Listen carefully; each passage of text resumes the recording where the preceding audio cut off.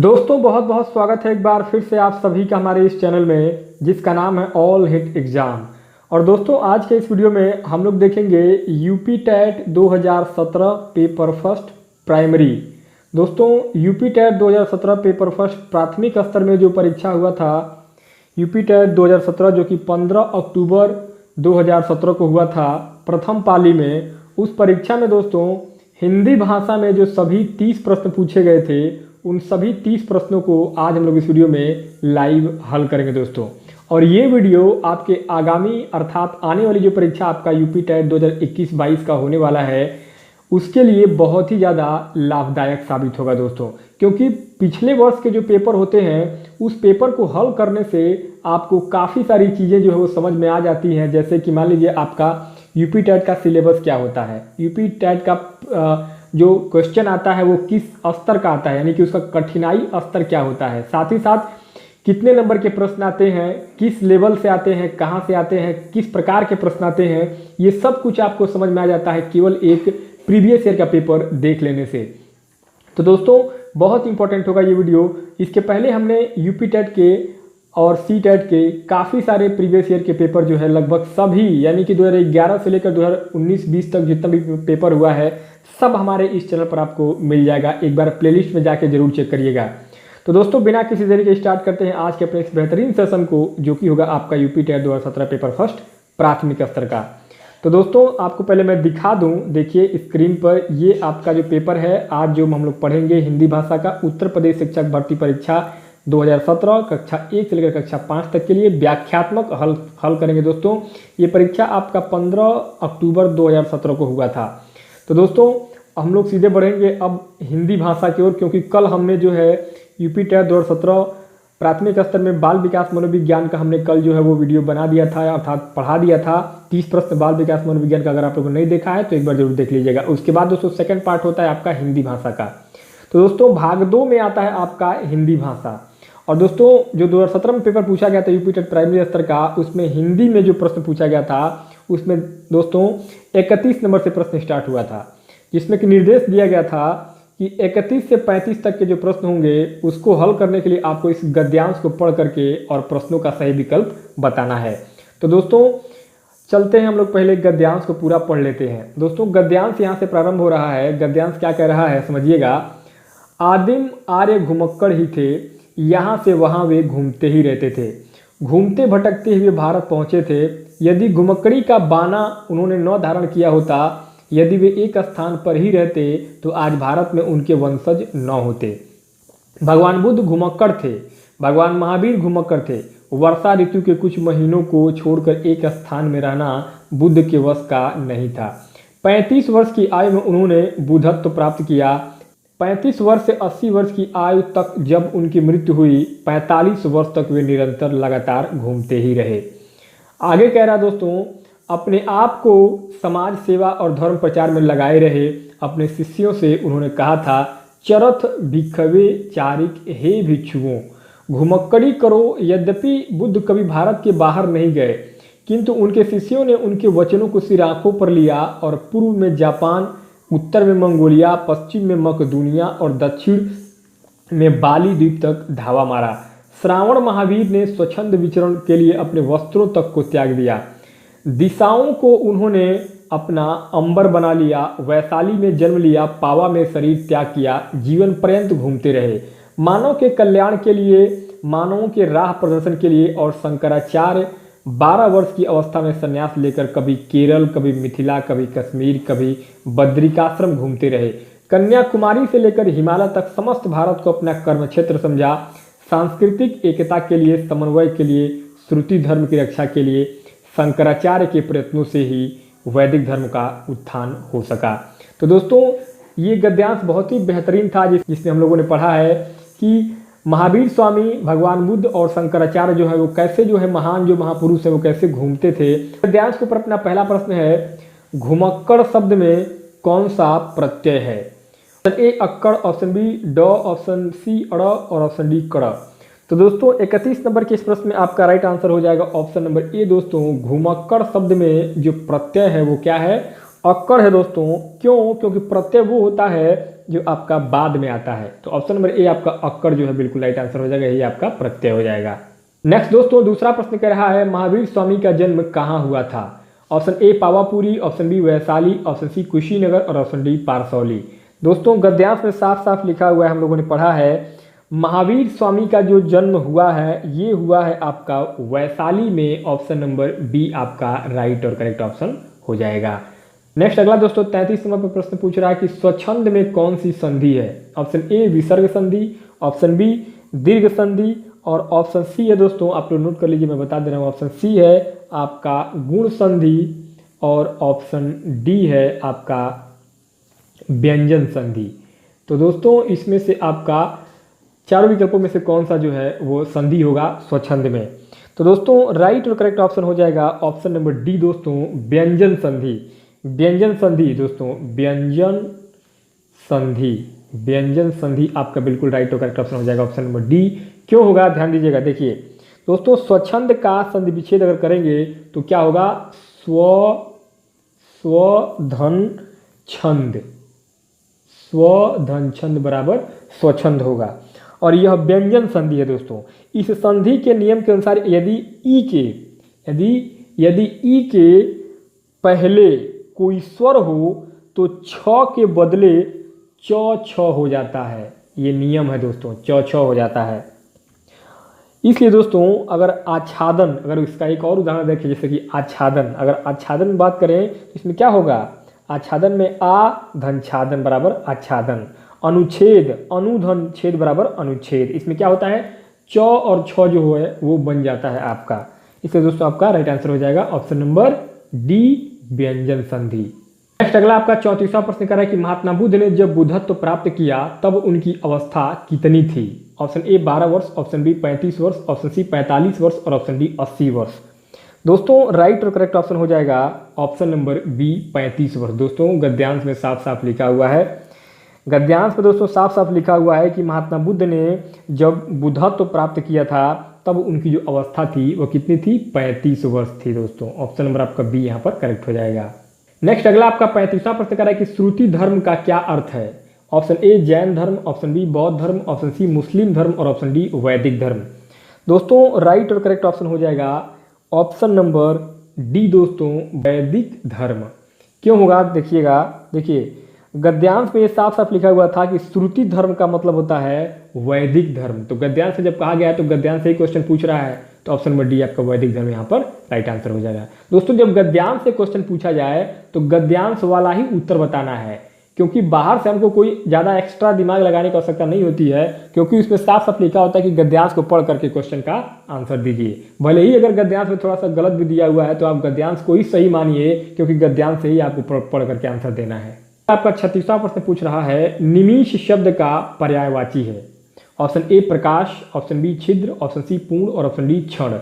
दोस्तों राइट और correct option हो जाएगा ऑप्शन नंबर डी दोस्तों, क्षण होगा। क्यों होगा समझिएगा। दोस्तों निमिष शब्द का मतलब होता है क्षण या छिन्न या छिनक। मतलब क्या है कि जैसे कोई लम्हा, कोई पल, लम्हा या एक क्षण, ये दोस्तों होता है निमिष का मतलब। तो दोस्तों ऑप्शन नंबर आपका डी क्षण जो है यहाँ पर बिल्कुल राइट और करेक्ट ऑप्शन हो जाएगा। नेक्स्ट अगला आपका 37वां प्रश्न पूछ रहा है मुझसे उठा नहीं गया वाक्य में वाच्य है। ऑप्शन ए कर्तृवाच्य, ऑप्शन बी कर्मवाच्य, ऑप्शन सी भाववाच्य और ऑप्शन डी उपयुक्त में से कोई नहीं। दोस्तों राइट और करेक्ट ऑप्शन हो जाएगा ऑप्शन नंबर सी भाववाच्य। दोस्तों क्यों होगा समझिएगा। देखिए जो क्रिया वाक्य के कर्ता या कर्म के अनुसार न हो करके भाव के अनुसार प्रयुक्त होता है वहां पर हमेशा क्या होगा? भाववाच्य होगा। और इसमें भाव की प्रधानता होती है। भाववाच्य की क्रियाएं हमेशा अन्य पुरुष में प्रयुक्त होती हैं दोस्तों। और भाववाच्य का प्रयोग अधिकतर निषेधात्मक रूप में होता है। जैसे कि मान लीजिए मुझसे उठा नहीं गया, बूढ़े व्यक्ति से चला नहीं जाता, तो ये क्या है? हमेशा निषेधात्मक वाक्य में ज़्यादा इसका प्रयोग होता है भाववाच्य का। तो ऑप्शन नंबर सी आपके यहाँ पर भाववाच्य राइट आंसर हो जाएगा। आपका 38वां प्रश्न पूछ रहा है जिसकी पूर्व से कोई आशा न हो के लिए एक शब्द है। ऑप्शन ए प्रत्याशा, ऑप्शन बी अप्रत्याशित, ऑप्शन सी अपरिमेय और ऑप्शन डी अनाहुत। तो दोस्तों राइट और करेक्ट ऑप्शन हो जाएगा ऑप्शन नंबर बी दोस्तों, अप्रत्याशित। अप्रत्याशित बिल्कुल सही जवाब हो जाएगा। क्यों होगा समझिएगा। देखिए, जिसकी पूर्व से कोई आशा न हो उसके लिए एक शब्द क्या होगा, अप्रत्याशित, यानी कि जिसका पहले से कोई उम्मीद नहीं है, कोई ये उपेक्षा नहीं है कि हाँ ये जो व्यक्ति है वो ये काम कर पाएगा और वो काम कर देता है, तो क्या है, इसको अप्रत्याशित कहेंगे। अंग्रेजी में कहते हैं अनबिलीवेबल, यानी कि अविश्वसनीय दोस्तों। तो ऑप्शन नंबर बी आपका अप्रत्याशित राइट आंसर हो जाएगा। आपका 39वां प्रश्न पूछ रहा है गोधूम शब्द का तद्भव है। दोस्तों इंपॉर्टेंट क्वेश्चन है, ये कई बार आया है यूपी टेट सी टेट में। गोधूम कई बार आया है, ध्यान रखिएगा। ऑप्शन ए है गेहूं, ऑप्शन बी गाय, ऑप्शन सी गोबर और ऑप्शन डी गोधन। तो दोस्तों गोधूम शब्द का मतलब होता है गेहूं होता है गोधूम शब्द का मतलब। दोस्तों गोधूम जो है ये तत्सम शब्द है और इसका तद्भव होता है गेहूं। दोस्तों गाय गोबर ये क्या है, ये सब तद्भव है और इसका तत्सम, गाय का तत्सम क्या होगा, गौ और या गोमल। तो दोस्तों इसमें राइट आंसर हो जाएगा गोधूम शब्द का तत्सम क्या होगा, गोधूम जो क्या है, गोधूम जो है तत्सम शब्द है और इसका तद्भव गेहूं होता है। तो ऑप्शन नंबर ए आपका राइट आंसर हो जाएगा। अगला 40वां प्रश्न पूछ रहा है कि निष्कपट शब्द का संधि विच्छेद क्या होगा। ऑप्शन ए निधन कपट, ऑप्शन बी निष्धन कपट, ऑप्शन सी निधन कपट और ऑप्शन डी निष्धन कपट। दोस्तों 40 नंबर के इस प्रश्न में आपका सही जवाब हो जाएगा ऑप्शन नंबर ए निधन कपट बराबर निष्कपट। दोस्तों ध्यान दीजिएगा, निष्कपट का संधि विच्छेद क्या होगा, निधन कपट। और ये किसका उदाहरण है, ये विसर्ग संधि का उदाहरण है। दोस्तों किसका, विसर्ग संधि का उदाहरण है ये निष्कपट, क्योंकि ये क्या है, जहां भी आपका ये डॉट लगा हो वो क्या हो जाएगा, वो इसी को विसर्ग बोला जाता है। तो ऑप्शन नंबर ए आपका निष्कपट, यहाँ पे निधन कपट राइट आंसर हो जाएगा। आपका 41वां प्रश्न पूछ रहा है कि निम्न में से किस शब्द की वर्तनी सही है। ऑप्शन ए अनुग्रहित, ऑप्शन बी अनुगृहित, ऑप्शन सी अनुग्रहित और ऑप्शन डी अनुग्रहित। दोस्तों ये भी इंपॉर्टेंट है, ये भी कई बार सी टेट यूपी टेट में आ चुका है, ध्यान दीजिएगा समझिएगा। दोस्तों ये जो है वर्तनी के हिसाब से, दोस्तों वर्तनी मतलब क्या है, शुद्ध यानी पढ़ा जाए दोस्तों। तो इसमें राइट आंसर हो जाएगा ऑप्शन नंबर बी अनुगृहित होता है दोस्तों शुद्ध वर्तनी। ऑप्शन नंबर बी आपका अनुगृहित यहाँ पर राइट आंसर हो जाएगा। अगला 42वां प्रश्न पूछ रहा है कि अपेक्षा का विशेषण रूप क्या है। ऑप्शन ए सापेक्ष, ऑप्शन बी उपेक्षा, ऑप्शन सी निरपेक्ष और ऑप्शन डी अपेक्षित। तो दोस्तों अपेक्षा का विशेषण रूप दोस्तों हो जाएगा ऑप्शन नंबर डी आपका हो जाएगा अपेक्षित। दोस्तों अपेक्षा का विशेषण क्या होगा, अपेक्षित। ऑप्शन नंबर डी आपका करेक्ट हो जाएगा। अगला आपका 43वां प्रश्न पूछ रहा है कि श ध्वनि का उच्चारण स्थान क्या है। ऑप्शन ए दंत, ऑप्शन बी मूर्धा, ऑप्शन सी तालु और ऑप्शन डी दंतालु। दोस्तों राइट और करेक्ट ऑप्शन हो जाएगा ऑप्शन नंबर सी दोस्तों तालु।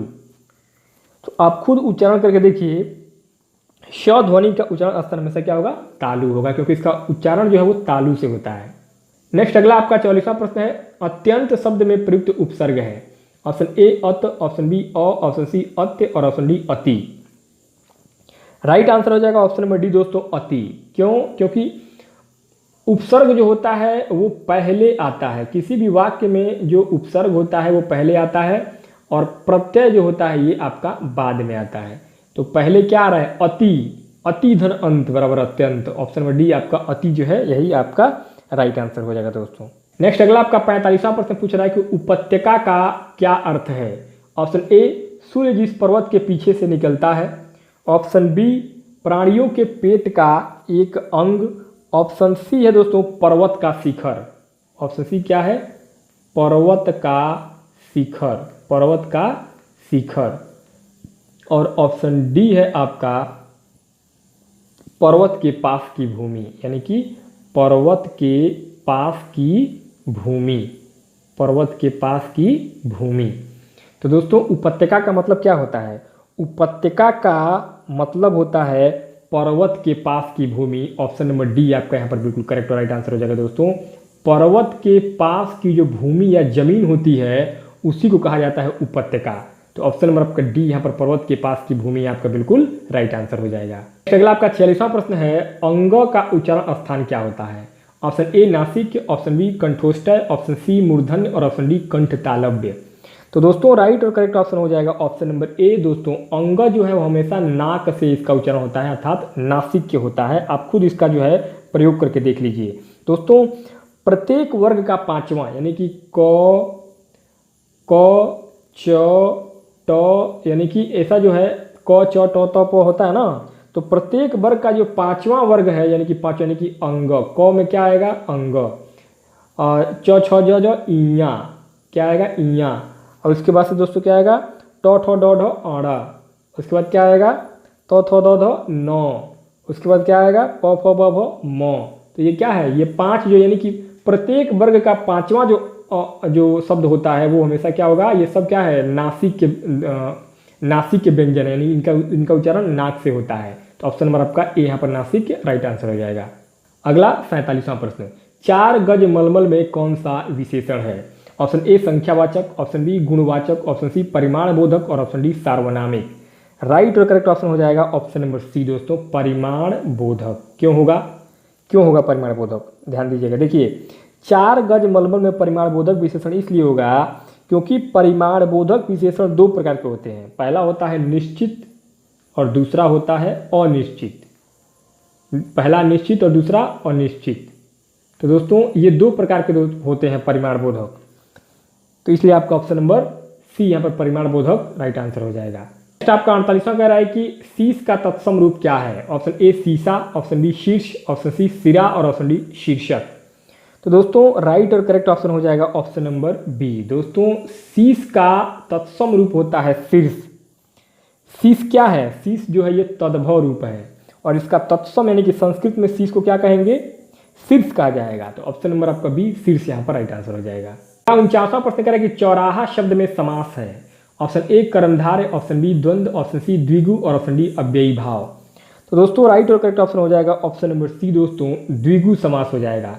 चौराहा शब्द में समास क्यों होगा? देखिए जिस समास का पहला पद संख्यावाचक होता है, अर्थात जिस भी समास में अगर पहला शब्द जो है वो संख्यावाचक होगा, अर्थात उसमें संख्या 1 2 3 4 5 ऐसा कोई संख्या दिया होगा, तो ये क्या है, ये हमेशा क्या हो जाएगा? द्विगु समास होता है दोस्तों। जैसे कि मान लीजिए चौराहा, त्रिभुवन, अष्टाध्यायी, तो इसमें क्या है, हमेशा अंक से स्टार्ट हो रहा है, तो ये क्या है, क्या हो जाएगा, ये द्विगु समास होगा। नेक्स्ट अगला आपका 50वां प्रश्न क्या कह रहा है कि आंख की किरकिरी होना का अर्थ है। ऑप्शन ए अप्रिय लगना, ऑप्शन बी धोखा देना, ऑप्शन सी कष्टदायक होना और ऑप्शन डी बहुत प्रिय होना। तो दोस्तों राइट और करेक्ट ऑप्शन हो जाएगा ऑप्शन नंबर ए और सी दोनों दोस्तों सही होगा। ए और सी, इस क्वेश्चन में ए और सी दोनों सही होगा दोस्तों, क्योंकि देखिए ऐसे ही क्वेश्चन जो है डाउटफुल आते हैं और यूपी टेट में अक्सर क्वेश्चन ऐसा पूछा जाता है जिसमें कि दो विकल्प सही होते हैं और उसमें विद्यार्थियों को कॉमन अंक के रूप में 1 नंबर सभी विद्यार्थियों को दिया जाता है। ये हर साल का नियम है। यूपी टेट में जानबूझकर 1-2 नंबर गलत प्रश्न पूछा जाता है। तो दोस्तों इसमें आंख की किरकिरी होने का मतलब होता है अप्रिय लगना और कष्टदायक होना, ये दोनों होता है दोस्तों। तो इसमें क्या हो जाएगा, दोनों विकल्प सही होगा, ए और सी। परंतु यूपी टेट वाले जो है इसमें केवल किसी एक ही विकल्प को सही करेंगे और जानबूझकर इस प्रश्न को फंसाते हैं। लड़के जो है हाई कोर्ट में जाएंगे, जब हाई कोर्ट में जाएंगे मुकदमा होगा तब जाकर 1 नंबर सभी लोगों को मिलता है। ये यूपी टेट का एक मतलब क्या कहा जाएगा, एक नियम ही है एक तरीके से। अगला है 51 नंबर प्रश्न पूछ रहा है कि निम्नलिखित में मौखिक अभिव्यक्ति का रूप है। ऑप्शन ए शुद्ध, ऑप्शन बी सुलेख, ऑप्शन सी श्रुतलेख और ऑप्शन डी आशु भाषण। तो दोस्तों राइट और करेक्ट ऑप्शन इसमें क्या होगा, राइट और करेक्ट ऑप्शन हो जाएगा ऑप्शन नंबर दोस्तों इसमें डी आशु भाषण दोस्तों, राइट और करेक्ट ऑप्शन हो जाएगा। समझिएगा दोस्तों, देखिए आशु भाषा दोस्तों मौखिक अभिव्यक्ति का एक रूप होता है। कभी कभी विद्यालयों में आशु भाषण प्रतियोगिता का भी आयोजन किया जाता है, जिससे विद्यार्थी बिना किसी पूर्व तैयारी के किसी दिए गए विषय पर बोलते हैं। यानी कि अगर किसी लड़के को किसी मंच पर खड़ा कर दिया जाए और कहा जाए कि भाई तुम कुछ भी बोलो, भाई अगर आप किसी स्टेज पे चढ़ गए और आपको कोई भी टॉपिक नहीं पहले से पता है कि आपको क्या बोलना है स्टेज पे, और आप स्टेज पे चढ़ गए तो आपको क्या बोलना है ये आपको नहीं पता है, अंदाजे ही आपको बोलना है, तो ये क्या हो जाएगा, यही क्या है, आशु भाषण है दोस्तों। इससे क्या होता है, उस बच्चे या उस बालक या उस व्यक्ति का बोलने की क्षमता का विकास होता है आशु भाषण में। तो यही क्या है, मौखिक अभिव्यक्ति है। ऑप्शन नंबर डी आपका राइट आंसर हो जाएगा। अगला 52 कह रहा है कि हिंदी भाषा में कितनी बोलियां हैं। Option A 15, option B 25, option C 18 और ऑप्शन डी 22। दोस्तों बेहद इंपॉर्टेंट है, ध्यान रखिएगा इसको, ये क्वेश्चन जो है कई बार आ चुका है यूपी टेट सी टेट में। तो दोस्तों इसमें राइट आंसर हो जाएगा ऑप्शन नंबर सी आपका 18। क्यों होगा देखिए दोस्तों, हिंदी भाषा में कुल 18 बोली है। अगर बात की जाए बोलियों की तो इसमें आपका कौरवी, हरियाणवी, दक्षिणी, ब्रज, बुंदेली, कन्नौजी, मारवाड़ी, जयपुरी, मेवाती, मालवी, अवधी, बघेली, छत्तीसगढ़ी, भोजपुरी, मगही, मैथिली, कुमाऊनी और गढ़वाली। तो ये टोटल क्या है, ये सब 18 जो है हिंदी भाषा में बोलियां हैं। अगला 53वां प्रश्न पूछ रहा है कि भारतेंदु युग में निकलने वाली पत्रिका युग है। Option A Kavivachan Sudha, Hindi Pradeep, option B Saraswati Madhuri, option C Kalpana Gyanoday और ऑप्शन डी नवनीत कादम्बिनी। दोस्तों राइट और करेक्ट ऑप्शन हो जाएगा ऑप्शन नंबर ए कविवचन सुधा और हिंदी प्रदीप। दोस्तों अगर बात की जाए भारतेंदु युग में निकलने वाली पत्रिकाओं की तो उसमें कविवचन सुधा, हरिश्चंद्र मैगजीन, हरिश्चंद्र चंद्रिका, बाल बोधिनी, इन सभी के संपादक जो है वो भारतेंदु हरिश्चंद्र थे। आनंद कादम्बिनी जो है इसके संपादक बद्री नारायण चौधरी, जिसको कि प्रेमघन भी कहा जाता है। तो दोस्तों बद्री नारायण चौधरी, प्रेमघन, और हिंदी प्रदीप जो है दोस्तों इसके संपादक बालकृष्ण भट्ट थे। दोस्तों हिंदी प्रदीप के संस्थापक कौन थे, बालकृष्ण भट्ट। दोस्तों ऑप्शन नंबर आपका ए यहाँ पर बिल्कुल राइट आंसर हो जाएगा। आपका 54 नंबर प्रश्न पूछ रहा है कि तद्भव पत्रिका के संपादक का क्या नाम है। Option A Leeladhar Jagudi, option B Vishwanath Prasad Tiwari, option C Hare Prakash Upadhyay और ऑप्शन डी अखिलेश। दोस्तों राइट और करेक्ट ऑप्शन हो जाएगा तद्भव पत्रिका के संपादक ऑप्शन नंबर डी है अखिलेश हैं। दोस्तों तद्भव पत्रिका जो है ये एक तिमाही साहित्यिक पत्रिका थी, यानी कि 3 महीने पे ये पत्रिका जो है वो निकलती थी तद्भव, और इसके संपादक जो है वो अखिलेश जी थे। ऑप्शन नंबर डी आपका अखिलेश राइट आंसर हो जाएंगे। 55 नंबर दोस्तों प्रश्न बहुत इंपॉर्टेंट है, ये भी कई बार मैं देख चुका हूँ यूपी टेट सी टेट में। 12 बरस ल कुकर जीवे और 13 लो जिए सियार, यह पंक्ति किसकी है, बेहद इंपॉर्टेंट, कई बार आ चुका है। Option A Vidyapati, option B Chandbardai, option C Narpati Nalh और ऑप्शन डी जगनीक। तो दोस्तों राइट और करेक्ट ऑप्शन हो जाएगा ऑप्शन नंबर डी। दोस्तों जगनीक के द्वारा ये जो है बहुत इंपॉर्टेंट ये पंक्ति है, और जगनीक के द्वारा दोस्तों ये पंक्ति जो है वो कहा गया है। और ये पंक्ति किसमें कहा गया है, परमाल रासों में। ये किसमें दोस्तों, ये परमाल रासों में ये पंक्ति कही गई है। इसमें परमाल रासों में दोस्तों क्या है, आल्हा और उदल जो 2 वीर सरदार थे उन्हीं की लड़ाइयों का वर्णन किया गया है परमाल रासों में, और उन्हीं में परमाल रासों में इस पंक्ति को कहा गया था जगनीक के द्वारा। दोस्तों अगला आपका 56वां प्रश्न पूछ रहा है कि निम्नलिखित में से किस देश में हिंदी भाषा का प्रयोग लिखने एवं बोलने में किया जाता है। Option A Australia, option B दक्षिण अमेरिका, ऑप्शन सी पाकिस्तान और ऑप्शन डी मॉरिशस। दोस्तों बिल्कुल सही जवाब हो जाएगा ऑप्शन नंबर डी मॉरिशस। दोस्तों मॉरिशस दोस्तों एक ऐसा देश है जहां भारत के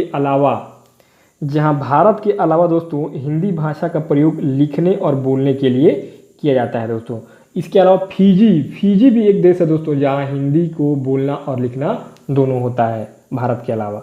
अगला 57वां प्रश्न पूछ रहा है कि सूरसागर किस भाषा की रचना है। Option A Awadhi, option B Bundeli, option C Braj और ऑप्शन डी छत्तीसगढ़ी। दोस्तों सूरसागर जो है ये आपका ब्रज भाषा की रचना है। दोस्तों सूरसागर जो है सूरदास जी के द्वारा ब्रज भाषा में लिखा गया था दोस्तों। तो ऑप्शन नंबर सी आपका ब्रज यहाँ पे बिल्कुल सही हो जाएगा। आपका 58वां प्रश्न पूछ रहा है कि वीरों का कैसा हो वसंत कविता किसने लिखी है। Option A Sumitra Kumari Chauhan, option B Subhadra Kumari Chauhan, option C Makhanlal Chaturvedi और ऑप्शन डी रामधारी सिंह दिनकर। दोस्तों राइट और करेक्ट ऑप्शन हो जाएगा ऑप्शन नंबर बी। दोस्तों सुभद्रा कुमारी चौहान के द्वारा लिखा गया है वीरों का कैसा हो वसंत। दोस्तों बहुत ही ये एक ऐसा कविता है जिसमें एक तरीके से उत्साह वाली बातें जो है बताई गई थी। दोस्तों ऑप्शन नंबर बी आपका सुभद्रा कुमारी चौहान करेक्ट हो जाएंगी। अगला 59वां पर दोस्तों पूछ रहा है कि निम्नलिखित में से कौन सी व्याकरण और वर्तनी से शुद्ध कहलाती है। ऑप्शन ए साहित्यिक भाषा, ऑप्शन बी प्रांजल भाषा, ऑप्शन सी व्याकरणिक भाषा और ऑप्शन डी मानक भाषा। दोस्तों राइट और करेक्ट ऑप्शन हो जाएगा ऑप्शन नंबर डी मानक भाषा। क्यों होगा दोस्तों, व्याकरण के नियमों के अनुसार जो भाषा बोली और लिखी जाती है वही मानक भाषा कहलाती है, और मानक भाषा में शब्दों के शुद्ध उच्चारण तथा शुद्ध वर्तनी का सबसे ज़्यादा प्रमुख स्थान होता है। दोस्तों ये क्या है, मानक भाषा कहा जाता है। दोस्तों 60 नंबर पर आपका आखिरी प्रश्न होगा UP TET 2017 paper first primary स्तर में जो प्रश्न पूछा गया था, आखिरी प्रश्न हिंदी भाषा से 60 नंबर पर, कि निम्नलिखित में से कौन सा रासो आल्हा खंड के नाम से प्रसिद्ध है। Option A Prithviraj Raso, option B Khuman Raso, option C Parmal Raso और ऑप्शन डी बिसलदेव रासो। दोस्तों ऑप्शन नंबर सी आपका परमाल रासो यहाँ पर बिल्कुल राइट और करेक्ट ऑप्शन हो जाएगा, ऑप्शन नंबर सी। क्यों होगा दोस्तों, देखिए जगनीक के द्वारा परमाल रासो जो ग्रंथ है वो लिखा गया है, और परमाल रासो को आल्हा खंड के नाम से भी जाना जाता है, क्योंकि इसमें महोबा एक स्थान है, और महोबा के जो 2 वीर थे आल्हा और उदल, नाम सुना होगा आपने, आल्हा और उदल, इन्हीं दोनों लोगों की वीरता का जो है वो वर्णन किया गया है।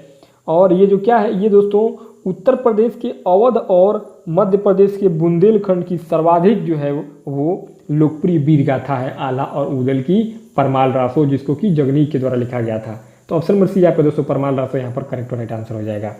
तो मेरे मित्रों इस प्रकार से इस वीडियो में हम लोगों ने हिंदी भाषा के सभी 30 महत्वपूर्ण प्रश्नों को हल किया, जो कि यूपी टेट 2017 में पूछा गया था प्राथमिक स्तर में, प्राइमरी स्तर पर।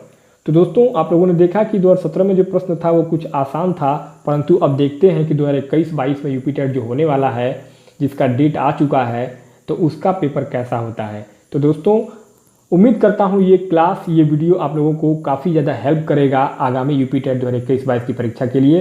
अगर ये वीडियो अच्छा लगा हो तो वीडियो को लाइक कीजिएगा, चैनल पर पहली बार आए हो तो दोस्तों सब्सक्राइब कर लीजिएगा, क्योंकि हमारे इस चैनल पर आपको UP TET, C TET, MP TET, PS TET, REET अर्थात सभी प्रकार के टेट परीक्षाओं की तैयारी हिंदी भाषा में लगातार कराई जाती है दोस्तों। तो आप लोग सब्सक्राइब कर लेंगे तो जो भी वीडियो अपलोड किया जाएगा उसका नोटिफिकेशन आपके पास पहुँचेगा, उसकी सूचना आपके पास पहुंचेगी, और आप उस वीडियो को देख करके अपनी तैयारी को और मजबूत कर सकते हैं। तो दोस्तों इसी के साथ इस वीडियो को यहीं पर समाप्त करते हैं। बहुत बहुत धन्यवाद हमारे साथ बने रहने के लिए।